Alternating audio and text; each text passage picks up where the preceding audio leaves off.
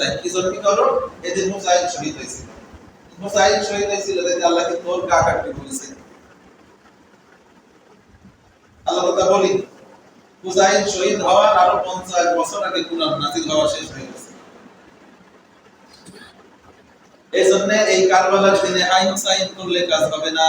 আমাদেরকে আল্লাহর নবী যেটা শিখিয়ে গেছে, এই ইয়াউমে আশুরার দিনে রোজা রাখতে হবে। বিশ্বনবী সাল্লাল্লাহু আলাইহি ওয়াসাল্লামকে ইহুদিগণ বলল যে এই দিনে আল্লাহ রাব্বুল আলামিন মুসা আলাইহিস সালাম এবং বনি ইসরাঈলদেরকে ফিরাউনের কবল থেকে মুক্ত করেছিলেন। ফাসামাহু মুসা, এইজন্য মুসা এই দিনে রোজা রাখতেন।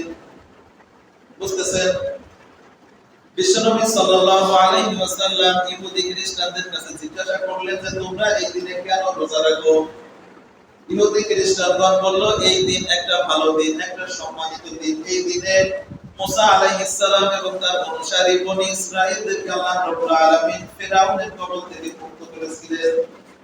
অতএব মুসা আলাইহিস সালাম এই দিনের শুকরিয়া জ্ঞাপনার্থে তিনি রোজা রাখতেন। এই জন্য আমরাও এই দিনে রোজা রাখি। ইহুদি খ্রিস্টানরা বলল এই জন্য আমরা এই দিনেও রোজা রাখি।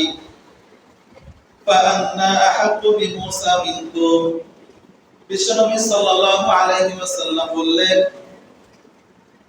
মুসা আলাইহিস সালাম তিনি তোমাদের চাইতে আমার আরো বেশি নিকটবর্তী।